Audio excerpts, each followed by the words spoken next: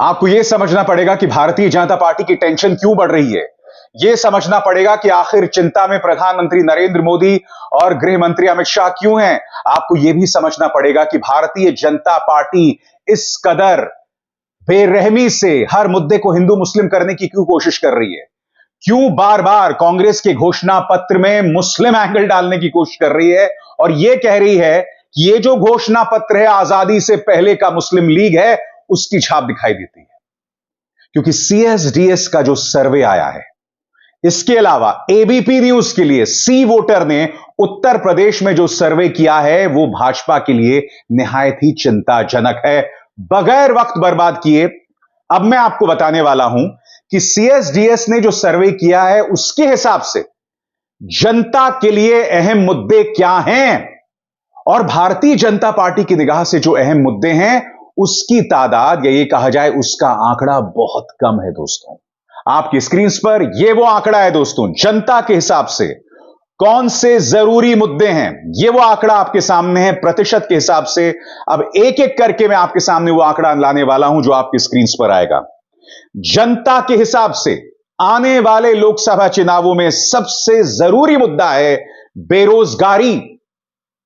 100 में से 27% लोग यानी 27% लोग मानते हैं कि बेरोजगारी जो है वो सबसे अहम मुद्दा है।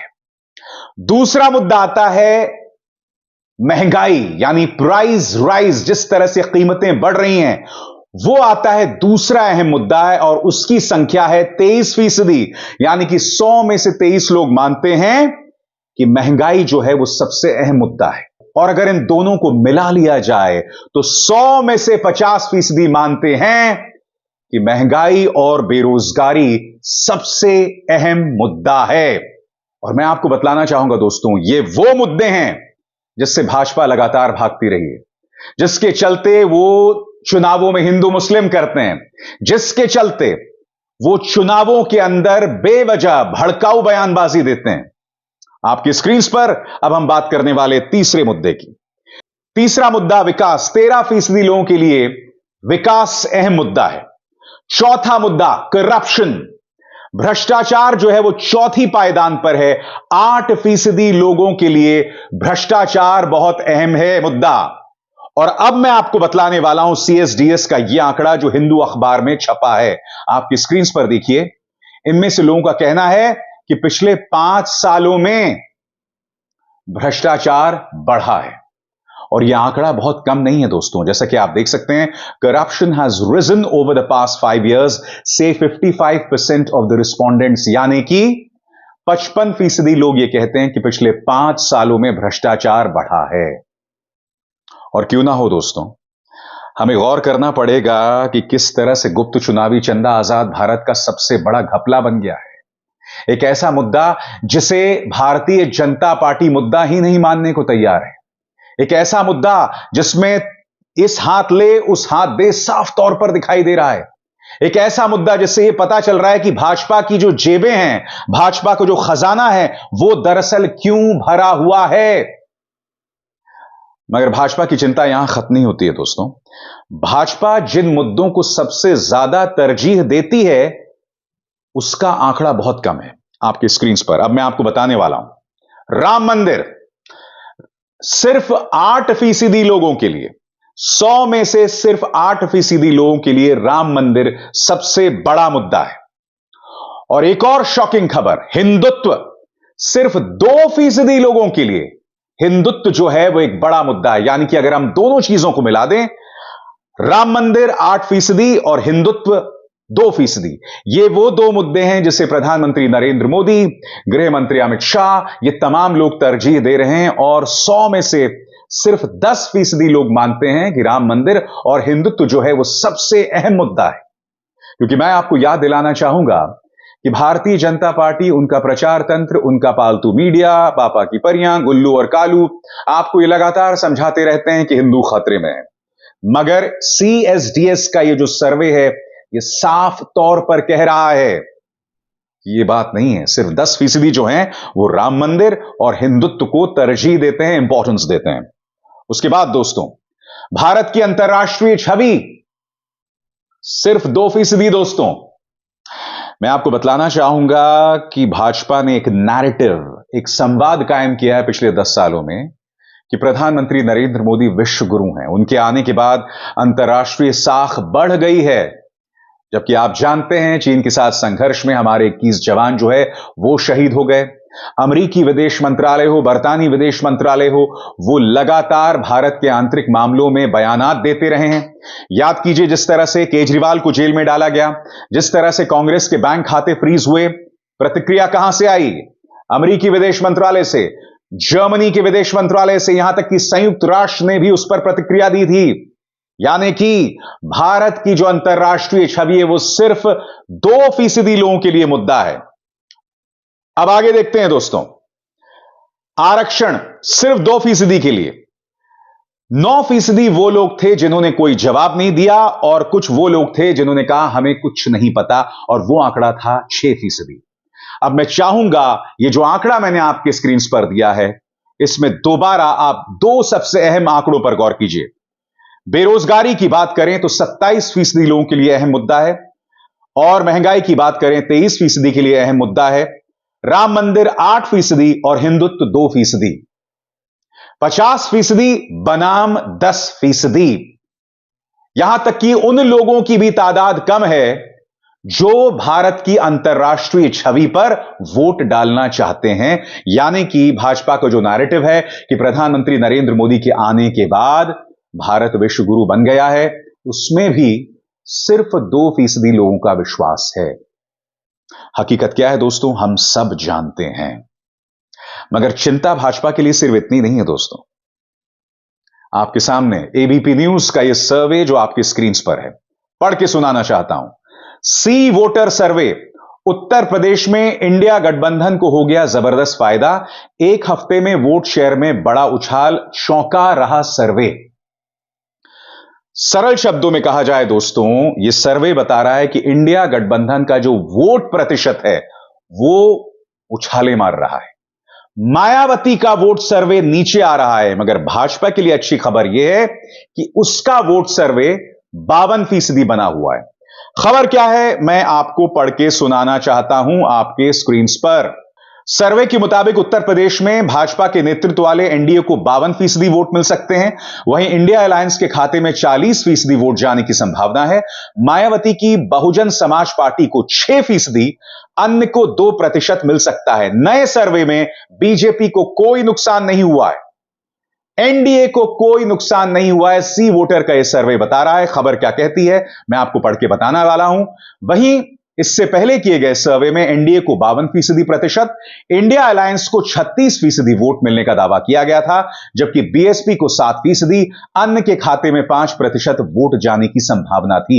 इसका अर्थ क्या हुआ दोस्तों, इंडिया अलायंस के वोट प्रतिशत में 6% की उछाल आई है। मैं आपको याद दिलाना चाहूंगा कि जब पिछली बार उत्तर प्रदेश में विधानसभा चुनाव हुए थे, तब समाजवादी पार्टी को 100 से ज्यादा सीटें मिली थी।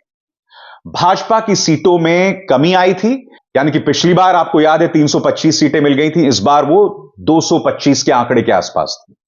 कहने का अर्थ क्या है, इस बार जो चुनाव हुए थे, इस बार के चुनावों में बीएसपी ने समाजवादी पार्टी को बहुत नुकसान पहुंचाया था। यहां तक कि जो पोस्टल बैलेट था उसमें समाजवादी पार्टी बीजेपी से आगे थी। अब यह सर्वे बता रहा है कि इंडिया अलायंस का वोट प्रतिशत बढ़ रहा है, मायावती का वोट प्रतिशत घट रहा है। वो मायावती जिन्होंने अखिलेश यादव को पिछले विधानसभा चुनाव में जबरदस्त नुकसान पहुंचाया था। और हम ये ना भूलें, इस बार मायावती अखिलेश के साथ नहीं है। जयंत चौधरी जो हैं रहस्यमय कारणों से भाजपा की गोद में जाकर बैठ गए हैं, और यह बतला रहा है कि अपने आप में कितनी चिंताजनक यह तस्वीर है। मैं एक बात स्पष्ट कर दूं दोस्तों, इस आंकड़े के मुताबिक भाजपा को 52% वोट अब भी मिल रहा है, यानी कि उत्तर प्रदेश में आप भाजपा को छू नहीं सकते।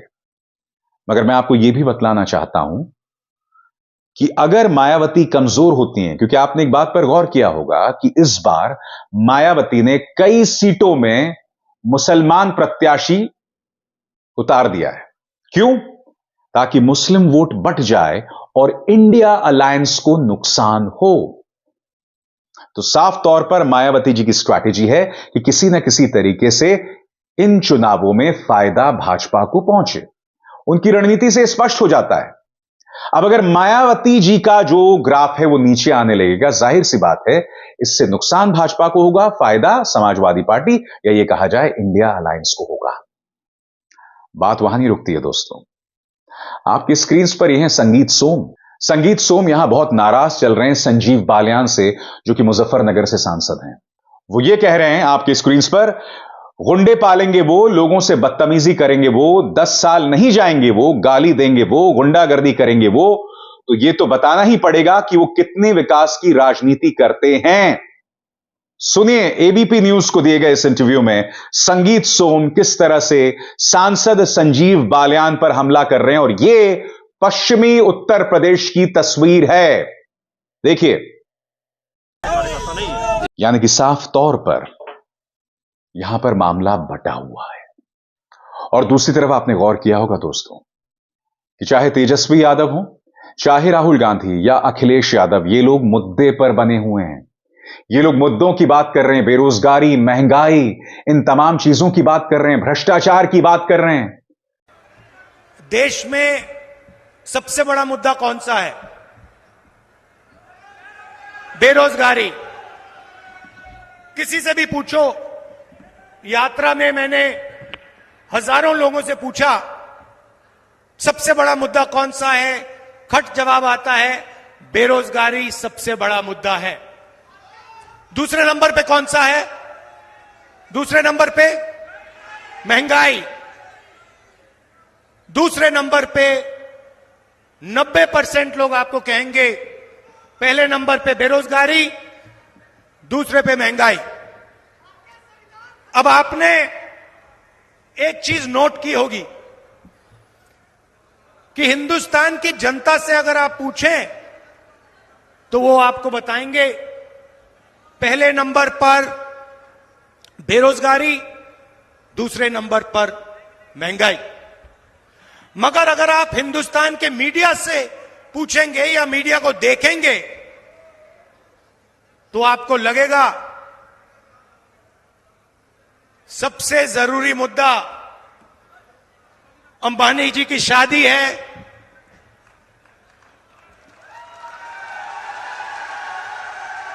उधर आपको विदेश से हजारों लोग आते हुए देखेंगे। 24 घंटा मीडिया में आपको नरेंद्र मोदी जी का चेहरा दिखेगा। कभी वो समुद्र के नीचे जाएंगे,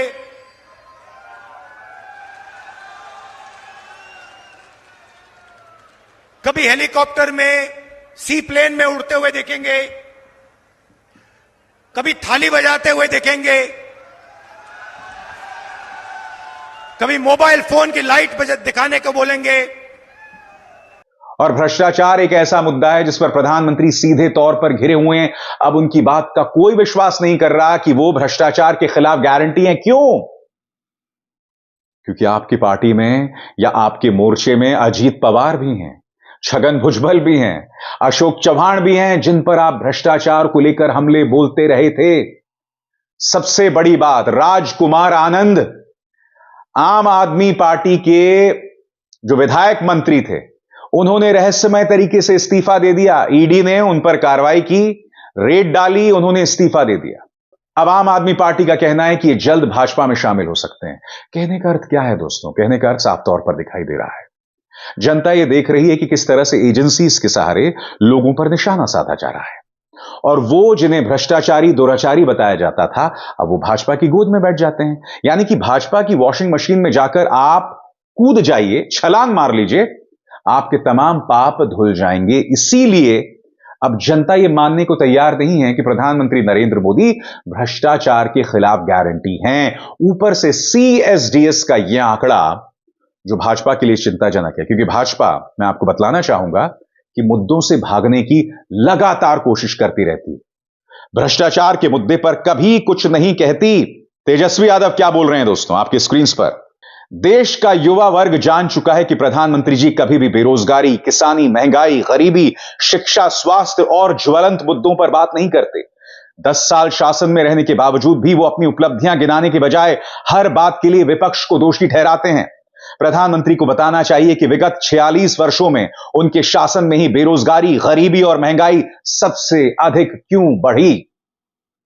सुनिए राहुल के अलावा तेजस्वी इस मुद्दे को किस तरह से उठा रहे हैं। मोदी जी को कभी सुने हैं बेरोजगारी के बारे में बात करते हैं, कभी सुने हैं किसानों के बारे में बात करते हैं, कभी सुने हैं महंगाई के बारे में बात करते हैं, गरीबी के बारे में बात करते हैं, बिहार के विशेष राज्य का दर्जा देने के बारे में, विशेष पैकेज देने में कभी सुने हैं कि गया में वो इंडस्ट्री लगाएंगे, निवेश लाएंगे, देश में सबसे बड़ा पर्यटन स्थल बनवाएंगे गया को, कभी सुने ना। खाली हिंदू मुस्लिम सनातन। दोस्तों कई जानकार ये बता रहे हैं कि इस बार भाजपा के वोट कम से कम बढ़ नहीं रहे हैं, और आप जानते हैं कि वक्त जैसे जैसे आगे बढ़ता है आपका वोट प्रतिशत कम ही होता है। मगर अब यह देखना है कि जिन राज्यों के चलते भाजपा को 300 सीटें मिल गई थी, उन राज्यों में भाजपा का जो परचम है वो लहराता है या उसमें गिरावट आती है। क्योंकि एक बात स्पष्ट है, अगर आप 300 से 250 पर भी आ गए तब भी भाजपा सरकार बनाएगी, मेरे मन में इतना सा भी शक नहीं है। क्योंकि मैंने बताया साम दाम दंड भेद से, एजेंसी से, पैसे से भाजपा ने कमाल पहले भी किया है। लिहाजा अगर भाजपा 250 सीटों पर भी आती है तब भी वो सरकार बनाएगी। मगर जो भाजपा ये लगातार कहती रही कि भाई 400 सीटें, अब की बार 400 सीटें, और जिस भाजपा को प्रचार तंत्र का साथ था, जिस प्रचार तंत्र के जरिए राहुल, तेजस्वी, अखिलेश, केजरीवाल सबको खलनायक के तौर पर पेश किया गया था, और स्वाभाविक सी बात है कि इस प्रचार तंत्र की मेहनत के बावजूद भाजपा को अगर सिर्फ 250 सीटें भी मिलती हैं तो यह भी उनके लिए चिंताजनक बात है। मगर यह महज कयास है दोस्तों। मैं उन पत्रकारों की तरह नहीं हूं जो ये दावा करता हूं चुनावों से पहले कि भाई भाजपा की इतनी कम सीटें आ रही हैं। नहीं, इस वक्त भाजपा ड्राइवर्स सीट पर है, आगे है। क्यों है? क्योंकि यह चुनाव जो है वो बराबरी का नहीं है। जनता तक असली तस्वीर पहुंचती नहीं। गुप्त चुनावी चंदा कितना बड़ा खेला है, इसको लेकर आधे से ज्यादा लोगों को पता ही नहीं मामला क्या है। यह तो आप मेरे ही मंच पर इसकी चर्चा लगातार सुनते हैं। कहने का अर्थ साफ है, जब असली तस्वीर जनता तक नहीं जाएगी तो जनता इस सूरत में ही नहीं है, इस स्थिति में ही नहीं है कि वो फैसला कर सके। लिहाजा आधी अधूरी तस्वीर के जरिए यह मुकाबला बराबरी का नहीं हो सकता। मगर एक बात स्पष्ट है दोस्तों, वो चिंता आप साफ तौर पर भाजपा में देखते हैं। यही वजह है कि हिंदू मुस्लिम करने की साफ तौर पर कोशिश प्रधानमंत्री कर रहे हैं, उनके तमाम मंत्री कर रहे हैं। मैं आपको बार बार बतला रहा हूं, चाहे वो राज्यवर्धन राठौर हों, अरुण गोविल हों, राजेश मिश्रा हों, खुद अमित शाह हों, लगातार इस तरह के बयानात दे रहे हैं। चुनाव आयोग खामोश है। चुनाव आयोग रणदीप सुरजेवाला, आम आदमी पार्टी, सुप्रिया शुनेत पर एक्शन लेता है, मगर साहब मजाल है भाजपा को कुछ कहें। प्रधानमंत्री खुल के चुनावों में हिंदू मुस्लिम करने की कोशिश कर रहे हैं। कांग्रेस के घोषणा पत्र को आजादी से पहले मुस्लिम लीग का बता रहे हैं। मगर भाजपा अपने गिरेबान में नहीं झांक रही है। यह आजादी से पहले ये आरएसएस, श्यामा प्रसाद मुखर्जी, सावरकर ही थे जो जिन्ना का हाथ में हाथ पकड़कर चला करते थे। चाहे सिंध और बंगाल में सरकार बनाने को लेकर हो या फिर भारत छोड़ो आंदोलन का विरोध करना हो या फिर नेताजी सुभाष चंद्र बोस की इंडियन नेशनल आर्मी का विरोध करना हो। ये तमाम सवालात हैं जिनके जवाब ना अमित शाह के पास हैं, ना प्रधानमंत्री के पास, ना भाजपा के किसी छुट भैये नेता के पास। अभिसार शर्मा को दीजिए इजाजत। नमस्कार। स्वतंत्र और आजाद पत्रकारिता का समर्थन कीजिए, सच में मेरा साथी बनिए। बहुत आसान है दोस्तों, इस ज्वाइन बटन को दबाइए और आपके सामने आएंगे ये 3 विकल्प, इनमें से एक चुनिए और सच के इस सफर में मेरा साथी बनिए।